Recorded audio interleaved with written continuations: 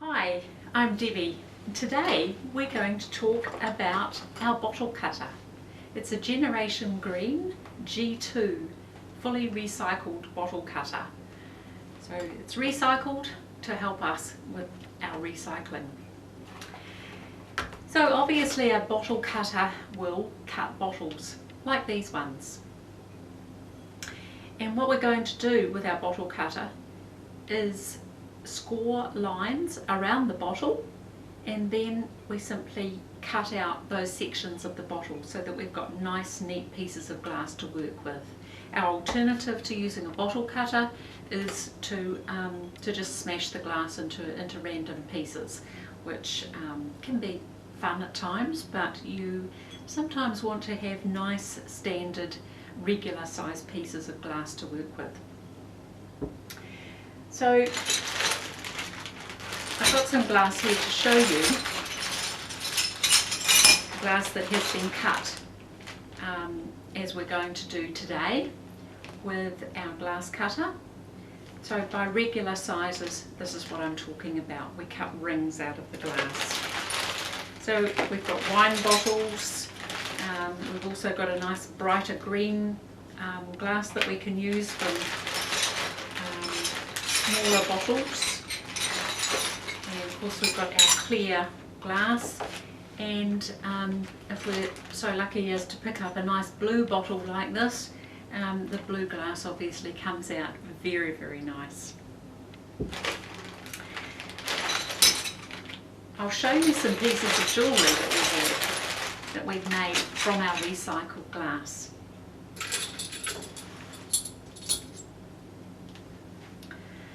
This one here is made from a beer bottle.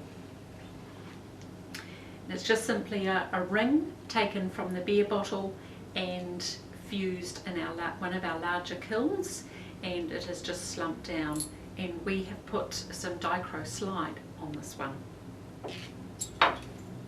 I've got a similar one here, and that is from it's either a wine bottle or some other green bottle that we've cut into, and it's slumped slightly differently here, and again we've put some Dichro slide on there because Dichro slide is fully compatible with all types of glass.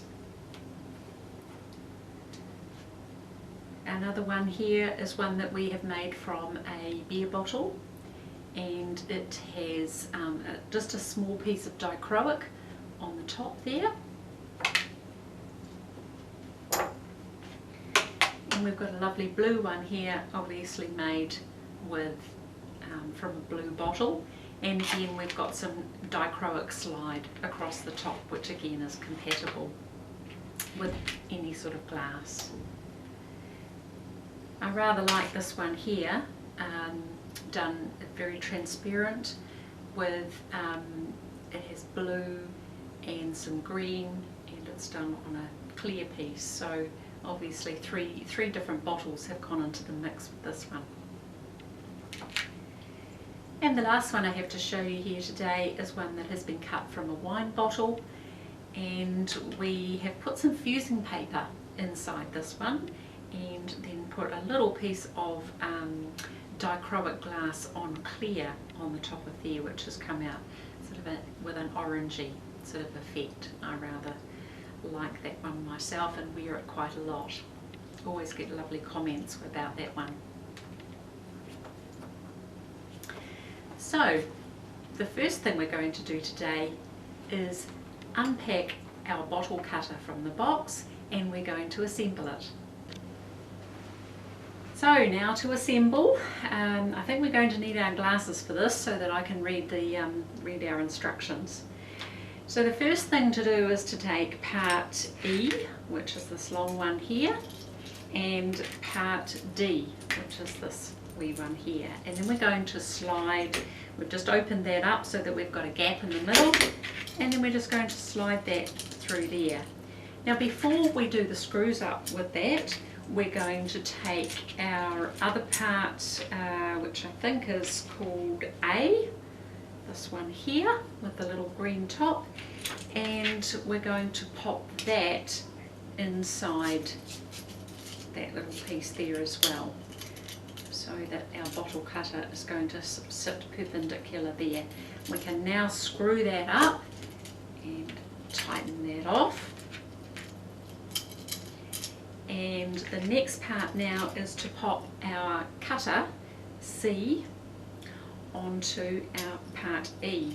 So what we're going to do is actually, if we turn it around here to the bottom, we're going to be popping our cutter on here. We want the cutting part to be the same, on the same side as the top part, which is going to go into our bottle. So we're going to slide that into that screw at the bottom, and it will be, undo it a little bit more, and it will slot in there on the screw that is closest to the cutter head. It's the best one to put that on. So tighten that up a little bit. That's good. And then this last piece here, B, we need to have that parallel with the cutter, and we always have the shorter end parallel with the cutter handle. So we want to put that on where the hole is there and pop that through there. So we actually need to undo this screw completely, with the wing nut I should say. It's girl talk. Okay, take that off completely. Now you'll see that there are two little washer-like things here. One is a washer and the other one is a locking piece. So we slide the locking piece back onto there, pop our part B onto there, and then pop the washer back on, and then the wing nut. So we'll do that, put that all back on. The wing nuts make life much easier, because we can just use our fingers. We don't have to worry about getting screwdrivers out of the garage or anything like that. So now we've just got that nice and parallel between the handle and part B there.